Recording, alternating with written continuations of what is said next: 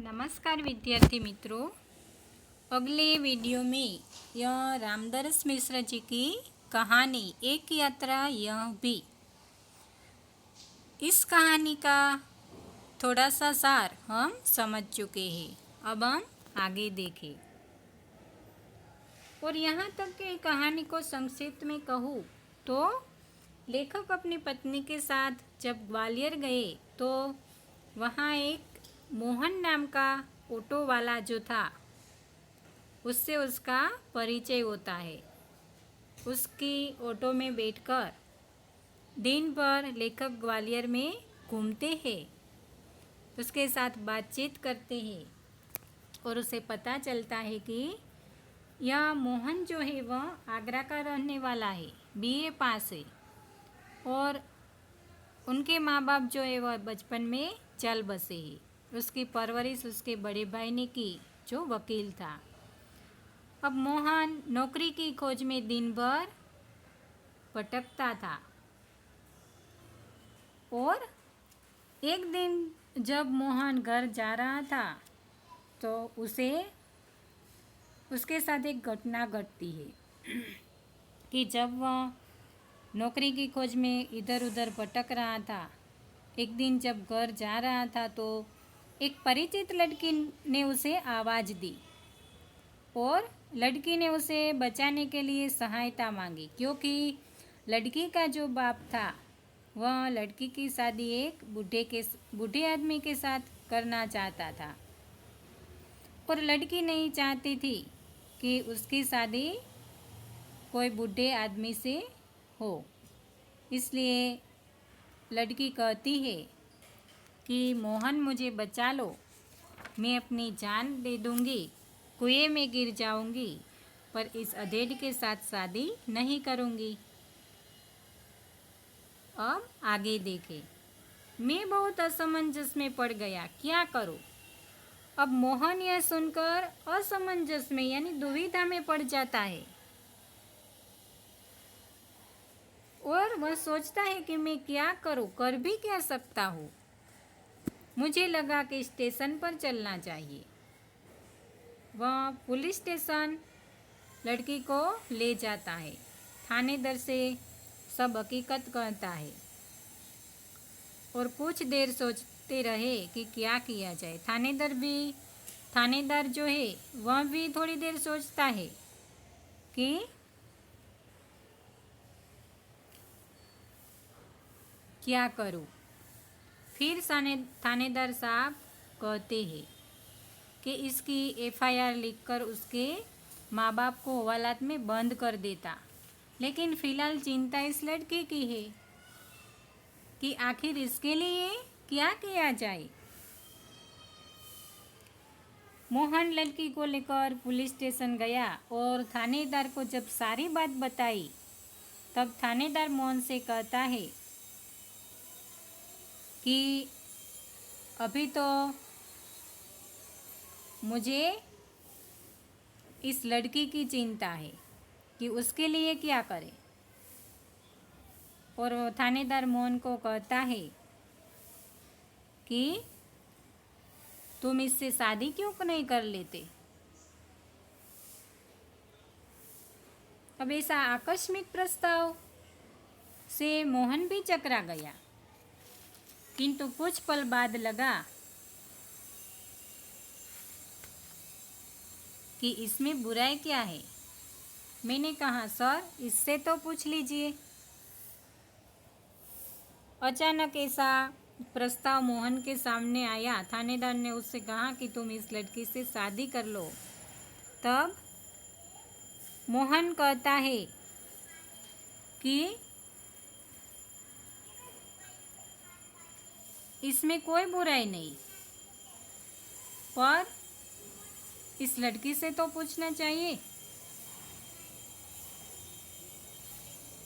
थानेदार ने जब लड़की से पूछा तो लड़की ने भी स्वीकृति सूचक सिर हिलाया, अपनी स्वीकृति दी। पर मोहन कहता है लेकिन। तब थानेदार ने पूछा कि लेकिन क्या मोहन? बाबूजी, यह कि भाभी अपनी बहन से मेरी शादी कराना चाहती रही। बात तय हो चुकी थी। फिर बाबूजी, मैंने सोचा भाभी जी की बहन से तो कोई भी अच्छा आदमी शादी कर लेगा, वहाँ कोई संकट नहीं है। लेकिन इस लड़की की तो जिंदगी खतरे में है। अब मोहन की भाभी जो है वह उसकी शादी अपनी बहन से कराना चाहती थी। उसकी शादी तय भी हो चुकी थी। फिर भी मोहन ने ऐसा सोचा कि भाभी जी की बहन से तो कोई भी लड़का शादी कर लेगा, क्योंकि उसे कोई संकट नहीं है, कोई मुश्किल ही नहीं है। लेकिन इस लड़की की जिंदगी जो है वह खतरे में है। और लड़की सुंदर भी थी, परिचित भी थी और संकट में थी। इसलिए मोहन को लगा कि इस लड़की से विवाह करना प्रीतिकर भी है और मानवीय भी है। पर मोहन फिर कहता है, लेकिन एक समस्या है कि विवाह एकदम तो न हो जाएगा। यदि लड़की घर गई तो फिर वही बेच दिए जाने का संकट। मैं साथ ले जाऊं तो भैया भाभी नाराज होंगी। मोहन कहता है कि यदि अभी मैं इस लड़की को घर भेज दूं तो उसके माँ बाप उसे अधेड़ के हाथ बेच देंगे, और जो मैं साथ ले जाऊंगा तो मेरे भाई भाभी नाराज हो जाएंगे। इसके माँ बाप मेरे ऊपर लड़की भगाने का केस कर देंगे। जब ऐसा मोहन ने थानेदार को कहा तो थानेदार ने कहा कि कुछ दिन के लिए इस लड़की को नारी निकेतन में रखवा देते हैं। लड़की से माँ बाप के खिलाफ शिकायत लिखवा कर रख देता हूँ। थानेदार ने कहा कि लड़की को कुछ दिन तक हम नारी निकेतन में रख दिए और लड़की से माँ बाप के खिलाफ शिकायत लिखवा कर रख लो, और 15 दिन बाद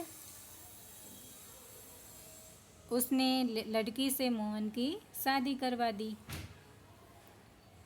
अब यह सब सुनकर लेखक कहते हैं कि मोहन, ऐसे थानेदार कहाँ होते हैं।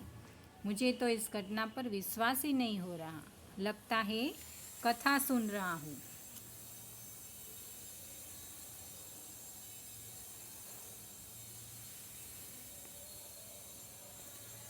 यह सब बात सुनकर कि संकट में पड़ी एक लड़की को अपनाकर वह अपने साहस और मानवता का परिचय देता है।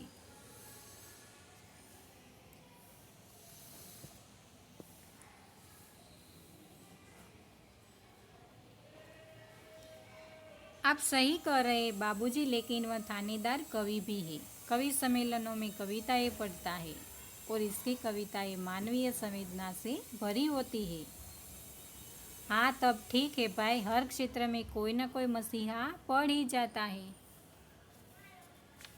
तब यह कि मेरे भाई भाभी मुझसे खफा हो गए। अब मोहन आगे कहता है कि जब मैंने उस लड़की से शादी कर ली तो मेरे भाई भाभी मेरे विरोध हो गए, मुझे घर से निकाल दिया। क्योंकि एक तो मैंने अपनी भाभी की बहन से शादी नहीं की और दूसरी मैंने जिस लड़की से शादी की थी वह किसी और जाति की है। तो इस तरह मोहन कहता है कि मैं आगरा छोड़कर ग्वालियर आ गया। आगरा में हमारा निभा होना कठिन था। निभा होना यानी गुजारा होना, घर खर्च निकलना। कि आगरा में मेरा घर खर्च निकलना मुश्किल था। और यह ग्वालियर जो है वह पराया शहर है।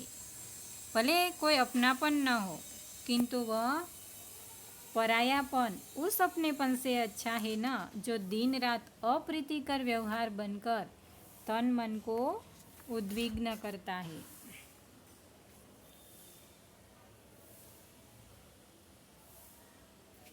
तो यहाँ मोहन किस तरह आगरा से ग्वालियर आए वह सब लेखक और उसकी पत्नी को बताता है कि इस तरह मोहन भी अपने पत्नी के साथ ग्वालियर आ गया और जब यहाँ कोई नौकरी न मिली तो उसने यहाँ ऑटो चलाना शुरू कर दिया।